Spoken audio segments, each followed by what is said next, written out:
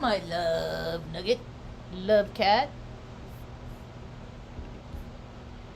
What you need, love cat?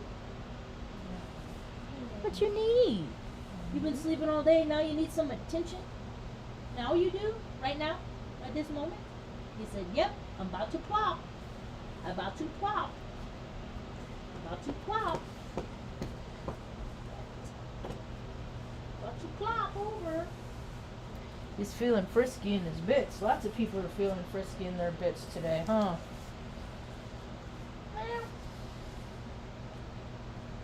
What you think, Stanley? Get it, meow, meow. You good boy? You're so big. Yeah. You're so big. You're like a big old house tiger. Okay, little house tiger, but a big old cat. He's a big cat. Like, cats around here are all tiny.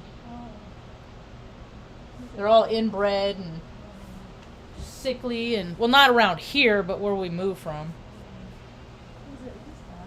Yeah, he's a happy cat. He does not like riding in the car much, though. He does when he settles down, but yeah, yeah. Anyway, hi, welcome to my tube. My name's Marge. I'm a Heoka empath. I just like having these little talks on the way I feel about things. Today started off really pretty good. Oh my gosh, I woke up. I forgot to tell my friend about this when I was talking to her earlier, because if it freaking, I went out, Artie gets up, and I gotta take, and as soon as I wake up, I gotta take Artie out, because he's my old man. So, I did that, and it was like 5 o'clock this morning. And the sky was clear and the stars were out, and I was like, man, this place is so beautiful. It's so pretty here. Thank you, God. You know, I'm always thank you, thank you for waking up to, and I look up and I saw a shooting star. I haven't seen one. That's the thing, that there's a story behind it. Is the last time I saw a shooting star was either the night that we got there or like the second. It was like it was in a window of the first 3 days that I think it was the second night I was there. I looked up and I saw a shooting star when we got to Arizona. And I haven't seen one since, and it feels like that's when the timeline stopped. Because my whole life I've seen shooting stars. Everywhere, all the time. I see them all the time. And meteor, whatever. My eyes are always in the sky, day and night. And so and then when I saw that, I felt like, okay, it turned back on again, right? And then and then there's like there's a weird exchange with the dude that lives next door on the other side. That was awkward. His mom is the landlord. I just call her, just like, you deal with it. This is what happened, deal with it, I just didn't know I was sharing a yard.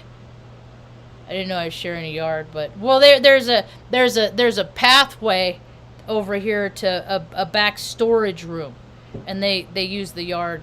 But I know all day long I'm picking up dog crap that doesn't belong to my dogs. And so the dogs use the yard. He has people, strange random people that just come in. That's where the concern was. If it was him doing stuff, it would have been one thing, but it wasn't him. It was some strange man. And I was sitting on the porch enjoying the day. This strange man walks into the yard, starts dumping garbage on the ground, and what am I to think? That he did. It's not. I mean, it would have been different if the neighbor would have come over and said, "Hey, this is so and so. He's doing some work here." That kind of thing.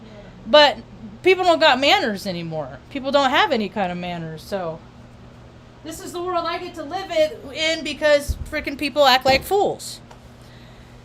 So that was the thing, and it's cool. I mean, it's fine. I mean, he's all, you aren't going to live here very long. And I was like, oh, okay, here we go. Yeah, he says I'm not going to live here very long. You know, I bet when she gets her $1,200 rent every first of the month at 8 o'clock in the morning sharp, or before 8, you know. Yeah, I think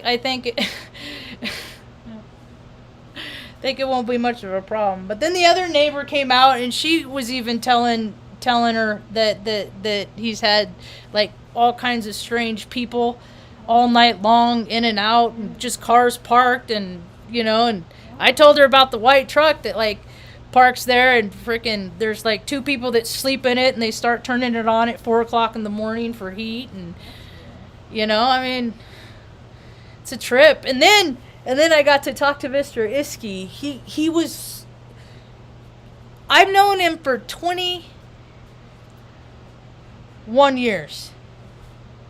I met him the first day I got to Offutt Air Force Base. And he's the dad that I pick.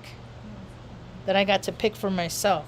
So, I haven't talked to him in a couple weeks, and whenever we go, like, we both do the same thing, I feel like. Whenever we go, like, a couple weeks, you know, we start thinking about what the other one's doing, you know. And for me, I tell him it starts on Friday. It starts on Friday, and I'm like, oh, I wonder what Mr. Iski's doing, you know. He's retired. He's working the farm, but I know last time I talked to him, he was in the combine. And when I say he's in the combine, like has the combine taken apart, he's probably laying there all contorted sometime. Hello? You know, he answers the phone. But he had to tear his combine apart, and then so he was behind with harvest. So he got the rest of it done. He finished yesterday. And so, and I was thinking about him yesterday, as a matter of fact, like a lot this weekend. And then when I think about him, like usually on Sundays, I'll start getting busy. Oh, I got to call Mr. Iski. And then I'll start doing something, and then I forget. And then it's supper time for him, or it just, you know, and then I usually call him on Mondays, and he called me today. So that was cool. And then I got another disheveled freaking whack job. I had to block my old landlord today. I haven't had to block anybody. There's like, you know, it's just like, you know, whatever kind of thing. But I got these freaking, and she talks into her phone for dictation, right? But she's freaking yelling at me about the cats. And you know what? This is ridiculous. I never told you to let this accumulate like this. She asked me to feed cats outside. What am I supposed to do? I fed them for 2 years. That's a long time. Right? And now, and she's like, and then she's going on about how she's going to start shooting them and stuff if I don't help her get them out of there. It's not my freaking problem, lady. She owes me $1,200. I just get to eat $1,200 because I didn't get to live in the house the first and last month. Yeah. I didn't get the last month, and then I freaking eat the security. This woman, see, this is why I don't drink, because it pickles the brain.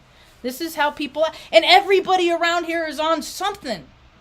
Everybody, I'm surrounded by people that are just, their minds are just, and they're already zombies.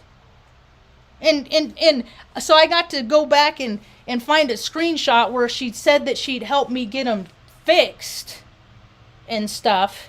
The cats? Yeah, and she never followed through. And I'm like, you know, I just lived there. I just moved there and paid rent. And then my crazy landlord's like, hey, feed the cats outside. They keep the mice away. And now she wants me to help her get rid of them. Get rid of the cats? And then she's like, what the fuck is wrong with you? That's what she said. Yeah. And then she's like, I don't know why you didn't never tell me you couldn't give them all. I've been telling her this the whole time. She's not listening. No, because her brain is pickled. So I had to fucking block her. I did tell her that, I kept telling you, it didn't seem to matter to you. She said, you yelling at me is not useful. And then she's like, blah, blah, blah, F this, I'm going to start shooting them. You can call animal control on me if you want. I said, do what you got to do. Leave me alone.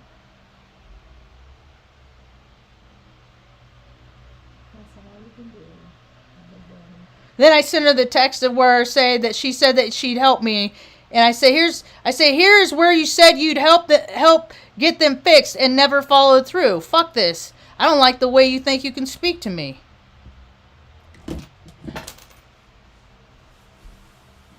I'm just sick of people. I did find this today. This was cool. This is a cool story. It's a little fox. It's a little fox. I'll tell this story. This is the second time I'm telling this story today. I used to be in recovery. Recovery. Oh, recovery. Service beyond self. Service before self. It's just all a bunch of crock. It's all clubs. I didn't fit into that one either. Anyway, I did get this little button though. And the story behind it, there's this couple, well, wife's still around, but the guy that started this meeting in Omaha, the Foxhall group, and I'd go there every Tuesday night for a number of years, sitting next to Fred. And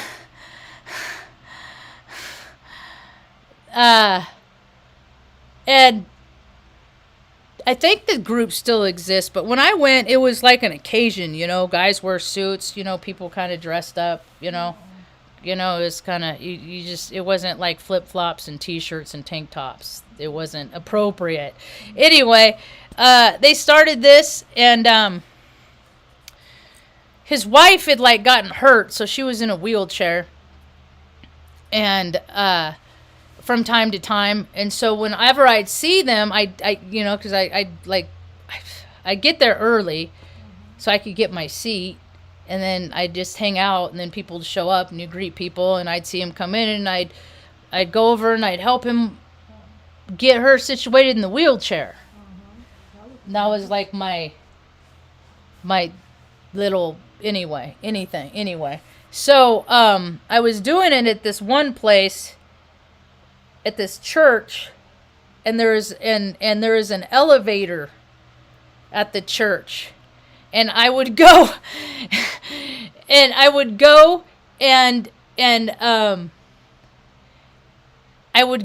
help him at the bottom get into the elevator, and then I'd run up the hill, up around front to go inside the church and through, and then to go inside and meet him outside the elevator on the inside too, and then. When they'd go down, when they'd leave, I do the same thing. Or somebody else would help them or whatever.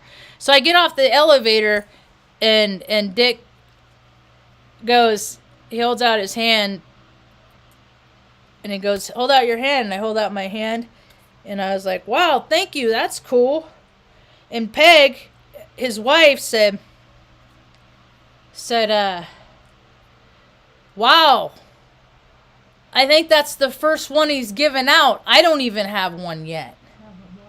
One of these little things. I was like, wow, that's really cool. And then he started handing them out to people, and then, so now it's like,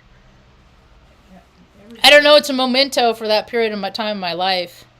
I found it on a shirt today. I was putting some shirts away in the closet, and I was like, oh, that's cool. There it is. I thought it was gone forever. I had a second one too. It was a fox, but it was sitting there like a cat, like on its butt with its tail wrapped around and its arms in front. It was a fox like that, but that's cool. That's a nice memento, because there must be 500 people with these all over, you know, someplace, because there's Foxhall groups all over. There's one in Yuba City outside of Sacramento. There's just little, so that's kind of neat.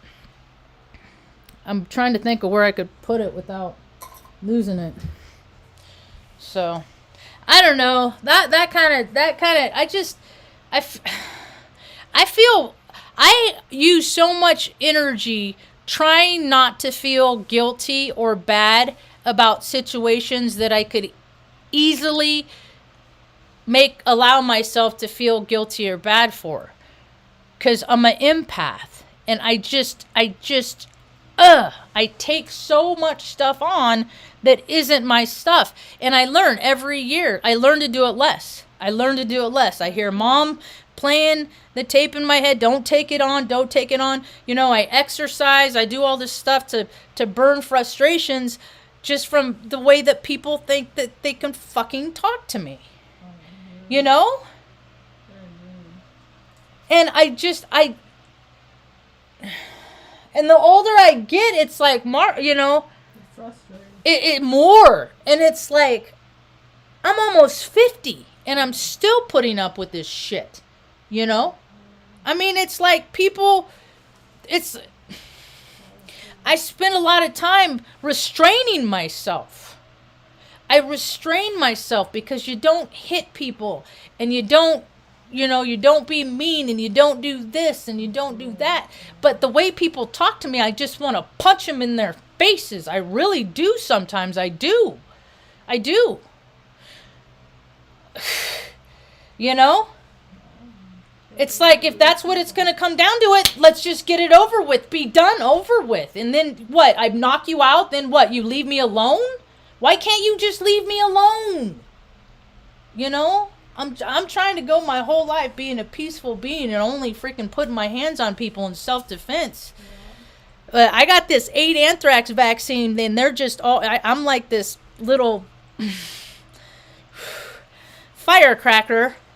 That's what Mr. Iskey says. You're a firecracker. You know, and people are just relying on my good graces, and I'm not real sure how long I can hang on to them in society when people are so fucking ignorant and stupid. You know? I can't stand mama's boys. And there's so many mama's boys on this planet. There's so many women that just fucking... And still do it. Their kids are 30, 40. You know, you'll always be my baby. So I'm just going to make you fucking incapable of being responsible for yourself as a human being in any capacity. You know? 27 years old. I'll be over Friday night to draw your bath, baby. I'm just sick of it. And then they condition these kids to always be taken care of. And then what do these guys do? They go find a woman to take care of them. So then they start having kids. So then it's like kids always +1. Because they're taking care of the grown-ass man that can't fucking pull his own weight. Because mommy always took care of it for him. You know? That's just an imbalance. Anybody that... See, I once heard it defined that a parent's role was to make their role obsolete. Like to teach their kids everything they need to know. How to dress themselves, how to feed themselves, how to, talk, to themselves. All the good stuff, all the whatever. And then say, okay, do it yourself. Right? I got the do it yourself from a very young age. So, and there's just too many people that don't know how to do just freaking practical life skills today. They don't know how to talk to people because of cell phones and stuff. I mean, like 18, 19-year-olds trying to communicate with them. It's like they just, but they'll just sit and watch freaking TikTok for hours. I don't even have TikTok on my phone. I recognize that to be a freaking security that's a big security flaw years ago when it first came out. But people are just do it because everybody else is doing it and it doesn't matter and la la la la la la la. Crazy. Anyway. Still a good day. I saw a shooting star. Haven't seen one in freaking almost 2 years. Well, it's been 2 years since I've been seen a shooting star, but we've been here almost, not here, but in New Mexico. And we're supposed to be here. Otherwise, we'd be someplace else. Yeah. That's how I've told people. I said, one time I lived where I wanted to live, and that blew up in my face badly, and that was Oregon. Right? All the other places I've ever lived was because it was like I was assigned, or like I was stationed in Omaha, and then ever since we left, it's like wherever you want us, universe is where we'll be, and that's where we are, and it's a pretty good place to be. you know. It's a nice And for place. it is, and for me, nothing is never no 100%, but there's just see, and I got trouble with it because of freaking like Ma used to collect things. Mom used to be somewhat of a hoarder, and so I try to keep things real simple and minimal and things like that, and just to be around it, you know, the disheveledness. People keep talking about mental health and stuff like that. It's just it's an imbalance. It's a perpetual, like with what we got going out here, is a perpetual wave. And my other neighbor, he was do it too. I freaking last time I drove by, when I left, there was like 2 broke down vehicles in the front yard. Now there's like 5. You know, it's people that collect things. They feel scarcity. And they feel powerless and don't have control over their lives, so they bring things in because they have control over that. They bring things in, and they I'm going to put this here, and and I'll have this for when I need it later because I'll be prepared. And what that really does is a charade that they tell themselves because they didn't prepare for themselves in life. And now there's a lot of people living in fear. So, you know, I just have to keep balance and keep on moving and just focus, you know. And they know. I mean, they know. People know. Everybody that lives around somebody that lives like this knows. You know. I don't know. I'm definitely a different breed. That is for sure. That is different. So I mean, like, because when I was like, I said, well, because they leave the gate open. There's, you know, he's got pit bulls. I take my dogs out on a leash. I don't even let them out to run around in the yard because there's always, yeah, I'm not gonna risk that. So and they leave the gate open and stuff like that, and it's just to try. And I just walk over and close the gate. Don't even let it bother you, you know. Constantly rise above it, Marge. Be the cream of the crap, you know. Be the cream of the crap. Don't let it get just more stuff. Don't let it get to you. I'm just like, man, do other people just have to deal with nonsense constantly? Do they? I mean, is it like a regular everyday thing that like where people go, there's just like and for those that think it's fun living van life and real cute and stuff like that, traveling, I'm seeing more and more stories about freaking people getting robbed. I'm saying you can't, and more people are getting knocked. They're getting knocks on their windows because freaking you can't stay the night anywhere. You can't sleep anywhere. You're not welcome anywhere. Somebody saying that you can do this. Come on, buddy. Good boy. Good girl. Here, though. Come over here. Let me get this one. Come on. Come on. Good boy. Good girl. All that masculine energy. What am I supposed to think? The good girl. It's a pretty lady. Anyway, so yeah, it's getting nuttier. People are getting nuttier. It's getting nuttier. It's getting goofy. And I live in like Nowheresville. I think if you look up where I live, let's see, population of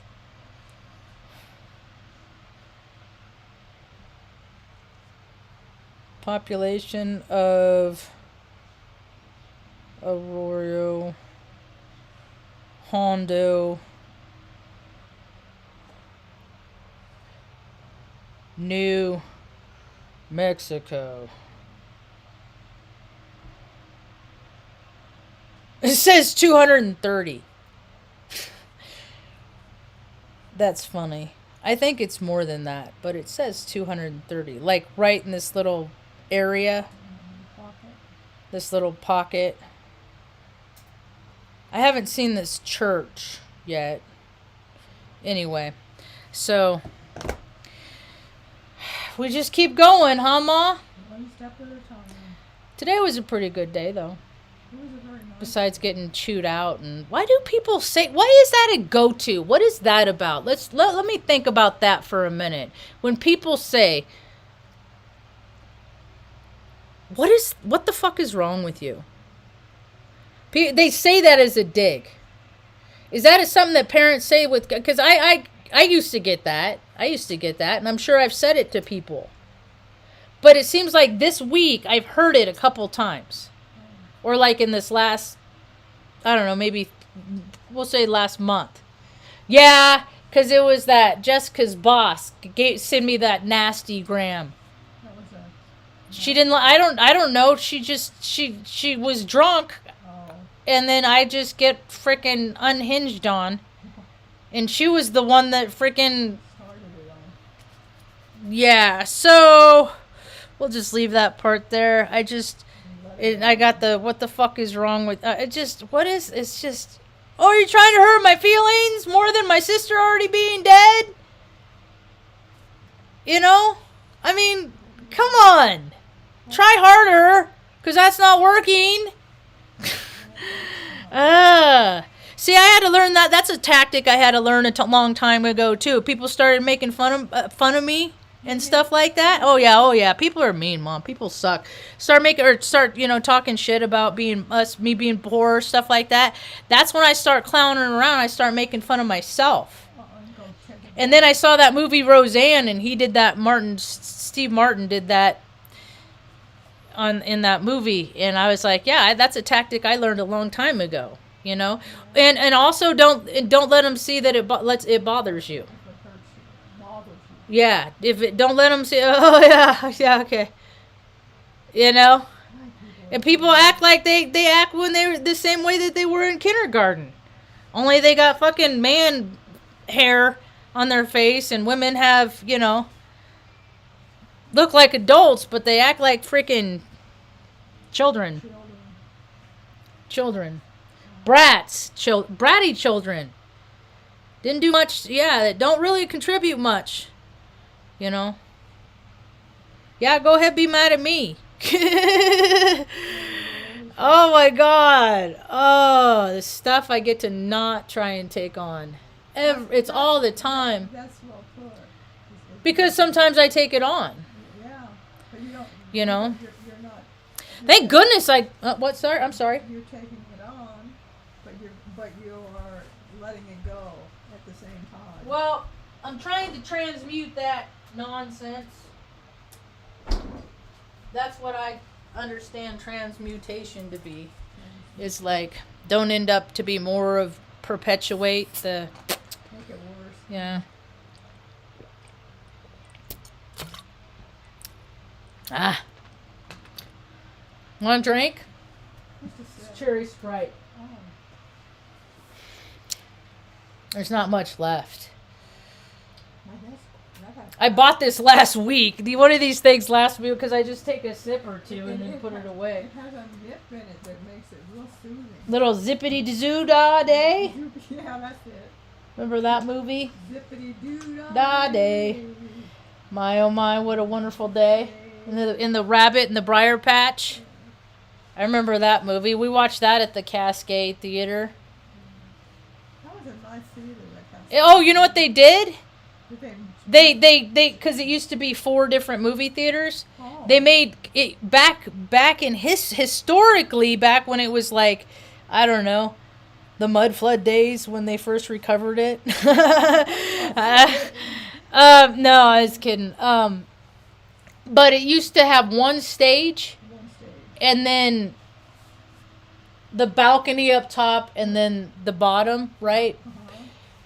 And then showgirls and stuff like that used to dance. My buddies used to work there when it was the Dollar Theater, and we used to smoke weed back in this room where, yeah, it was 1995, 96. 96 is when it was. And we used to smoke weed back in this room, and then the room is where the door was up to the stage, and where the women would perform. And the stairs were there, and then they plastered the wall off where the door was, like they blocked it all off, but they still left all the lipstick for women, when the women would go up the stage, they kissed the wall right there for luck. Oh, wow. And then went on to do their performance. And so you had all these lipstick like marks on the wall. Yeah, kisses. And that was pretty cool. Yeah, they'd get new movie. I remember like watching Frighteners, Michael J. Fox. Oh, yeah. There, I saw a handful of movies there. That was like, and then that was right when it was like, see, it was, life was good, you know, I was partying, having a good time, hanging out with my friends, and then boom, Grandpa died. And then just things went bloop, 180.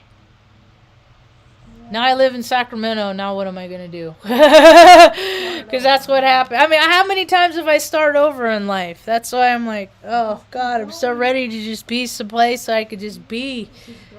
Yeah, so anyway, all in all, the story continues, man. It is just kind of funny, though. It is kind of funny how everywhere I go, it's like in proximity to me. Just because people everywhere they're just imbalanced. They don't do the work that it takes to be a balanced human being. They just don't. They do a lot of self-care, but that makes a person imbalanced. You can't just go around and treat yourself lovely all the freaking time. Nobody can do that. There's work that has to be done. And if it's not your work, then somebody else needs help. And that's what people aren't getting. They're playing too much, and we're coming to a point.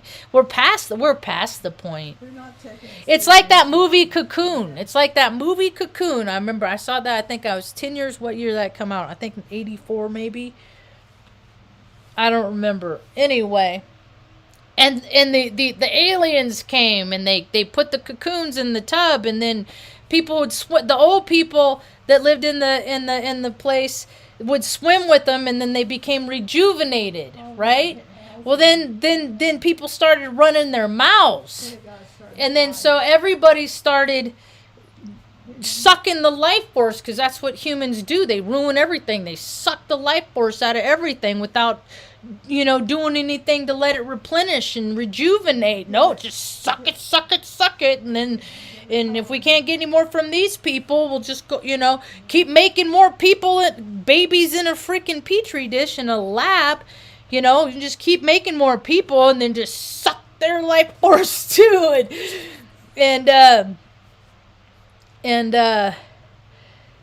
it's the Cocoon movie, and so like they suck too much, and then the guy went that ruined it for everybody anyway. His wife died, and he was trying to save her, but he ruined it and sucked it all up, so she stayed dead. But that's what humans do, is they just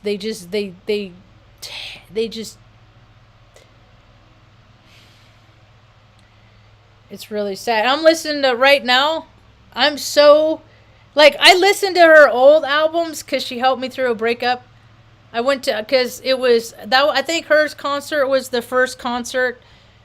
Taylor Swift is who I'm talking about, and it was her concert back in the 1989 concert. Oh, that was a long time. No, not it's what the concert was called, not the year, Ma. And so when after I got dumped, and I was like, I don't know, why am I still in Omaha? And I just was having a hard time, so I started taking myself out and treating myself within reason. And how dare her charge freaking $4,000 for a seat? That's just, and these people pay it, and how dare them? It's just $4,000 for a concert ticket. It's just disgusting. It's just so much greed. I will never download another song of hers ever again. It's just so gross. I mean, and when I saw her, she was, it was the day of, and that's how I go to shows. I wait to the day of. I go to Ticketmaster, and I see if there's any, best seats available. And usually they release a handful. Uh-huh. But I got a lot of good pictures because I was right in the front row. Good place to be. That it was cool because that dress lit up. But it was like $243. That's a lot of money. Well, I was treating myself, Ma. See, that's it, all lit up. And she's just another. Another person. No, she's just another sellout. She's just another person that sold her soul. I mean, with the Craxus Society as white as they are, and then people like her, $4,000, and people pay it. And it's like nobody's helping nobody, and that's how they like it. Because people aren't going to get help, but people are living in their egos. I saw a story the other day about it was an article, I think I even posted it on Twitter. That was a pretty good shot, too. I got all these. I mean, I got a good eye. I got a good eye. And, yep.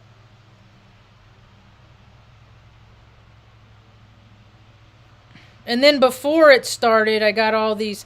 See, I was talking to the guy behind the production and her he was guarding her microphone. I guess it's something about the microphone. I think she's used it like in every tour. I don't know. It was something with the microphone. She didn't want to lose it. Well, yeah, there it is. Well, it was bejeweled. And stuff like that. It had all this. He left it unattended. Anyway. But, I don't know. They just get so far into ego. But the story I read was all the stars that do not believe in God. And I was kind of shocked by some of them. Well, not shocked, but, oh, really? You don't believe in God? That sucks. You don't believe in, so you believe, you're the captain of the ship. And whenever anybody believes they're the captain of their own ship, then they're living from their ego. And then, you got all the freaking Luciferian, all the wicked shit, all the stuff, the potentials for that, because you don't have a God that says don't do those things. You don't have that God to listen to it. So you're free to do whatever you want. And these people are supposedly influential people. Not to me. I mean, they're all actors. Even Ricky Gervais, but he fell off my radar a while back. Harry Potter, the dude that plays Harry Potter.